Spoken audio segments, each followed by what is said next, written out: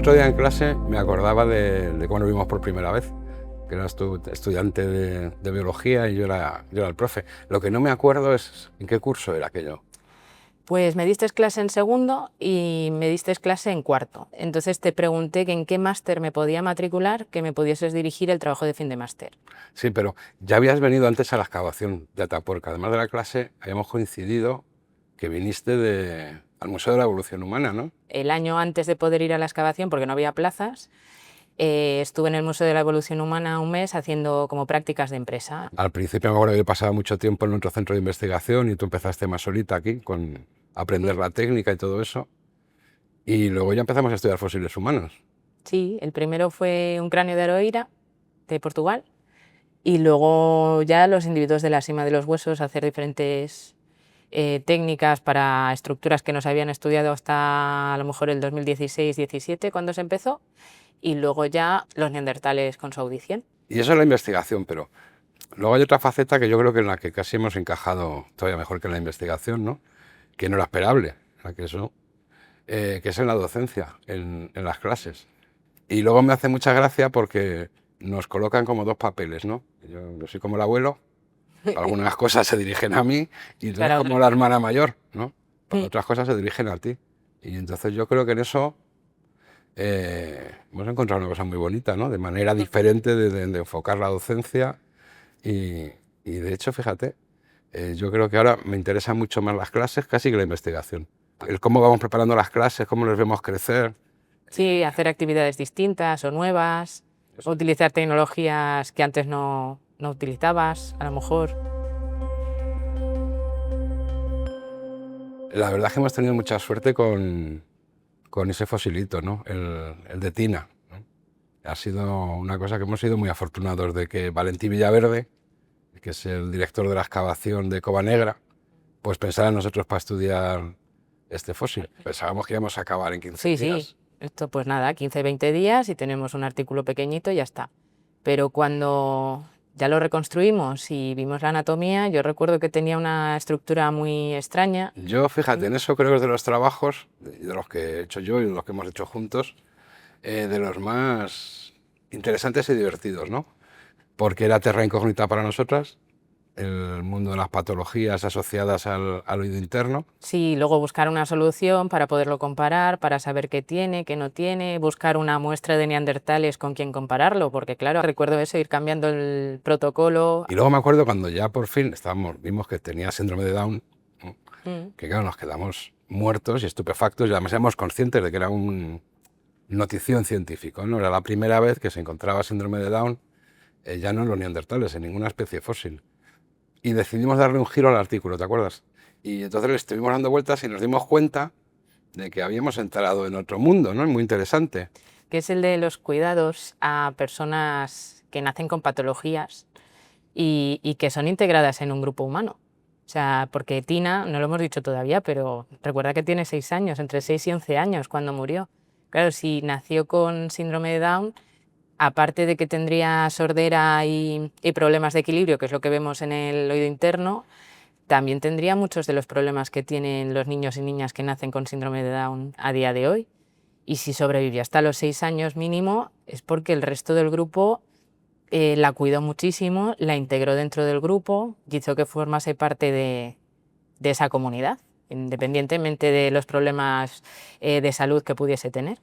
Sí, y que le dimos la vuelta, ¿no? Decidimos no caer en el sensacionalismo y nos dimos cuenta que hay una cosa mucho más profunda, ¿no? Que era lo de los cuidados y lo que implica en la evolución humana, ¿verdad? El altruismo, el hacer algo por los demás aunque no te pueden devolver el favor. Porque si necesitas todo el grupo que te ayude, normalmente quiere decir que estás integrado, que la gente es empática contigo, que no importa que tengas problemas. Y en el caso de los adultos siempre es cuestionable de... Sí, y además eso nos abrió una pregunta que es vieja en biología evolutiva, ¿no? Que viene desde el propio Darwin, porque el propio Darwin se ocupó de eso, ¿no? ¿Cómo es posible que el comportamiento altruista se haya extendido, ¿no? Porque lo tenemos en los genes. Todos los humanos tenemos ese componente altruista. Luego ha sido seleccionado por la evolución. Entonces, claro, una cosa que aparentemente no te reporta ningún beneficio, sino al revés, porque si haces algo por los demás estás cediendo parte de tus intereses. ¿Cómo es posible que en un mundo aparentemente regido por el egoísmo, ¿no? La ley de la selección natural, haya podido surgir el comportamiento altruista. Y ahí, pues eso, Darwin tenía la clave, ¿verdad? La de los grupos. Sí, porque los grupos que tienen muchos miembros altruistas en su seno van a colaborar mucho entre ellos.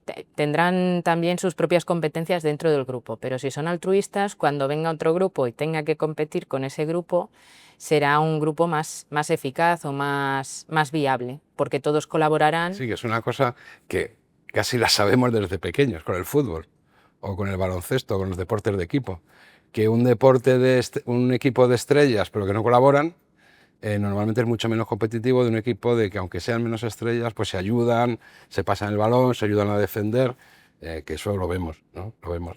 Es decir, que al final la fuerza de los humanos es el grupo y la manera es colectiva, ¿no? Claro, un humano solo no existe. No, vive siempre dentro del grupo. Siempre dentro del grupo. A mí hay una cosa además que me gusta de esta historia, porque tú sabes que a mí me gusta mucho decir que somos la especie rebelde, que nos hemos rebelado, que no aceptamos las cosas, las limitaciones de la naturaleza. Pues en el caso de Tina y el de Benjamina de la Sierra de Atapuerca, es un ejemplo de rebeldía de los seres humanos.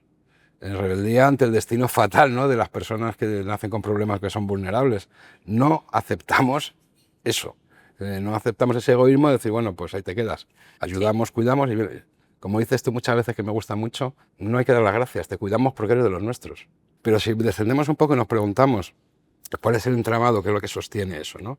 Es decir, ¿cómo se hace un grupo más colaborativo, ¿no? Pues yo creo que hay dos cosas, que es la empatía, ¿no? Sí, con la empatía tú te pones en el traje o en los pies de la otra persona de qué le está pasando y lo haces como sentimiento propio. Entonces, si la otra persona sufre, tú sufres, si la otra persona está contenta, tú estás contenta.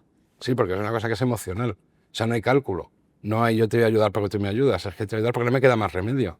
Pero lo asombroso de los humanos es que tenemos un nivel suprafamiliar y que incluso podemos llegar a pelearnos con los hermanos por cuestiones como el fútbol o otras cosas, o política, ¿no? Entonces, no son los genes realmente la consanguinidad lo que traba a los grupos humanos. Lo que traba a los grupos humanos es que compartimos valores. Claro. Y esos valores son culturales. Es decir, la capacidad de, yo siempre digo enamorarnos, de enamorarnos de unos valores, de unas ideas, de unos ideales, es genética, es biológica. Somos poéticos. Si fueras a nacer, ¿no?, y no supieras dónde vas a nacer, ni qué género vas a tener, o qué sexo, o cómo va a ser el color de tu piel, y te dieran a elegir en qué momento de la historia, todos elegiríamos ahora. Porque tendríamos bastantes papeletas, no todas, claro, porque depende de dónde nazcas, pero habría por lo menos un espacio de ayuda, de libertad, de igualdad de sexos, en fin, que posiblemente es el mejor momento de la historia de la humanidad. Con todo lo que vemos de guerras, pero guerras ha habido siempre. Y hambrunas ha habido siempre. A mí eso me preocupa porque yo, a nivel personal, intento hacer todo lo que pueda, pues no sé, por el cambio climático, pues intentas usar menos el coche, o intentas reciclar, o ser menos consumista. Pero claro, mucho no puedes hacer. En cuanto al trato con las personas, es que yo no sé cómo ayudar en una hambruna que puedan tener en cualquier país de África.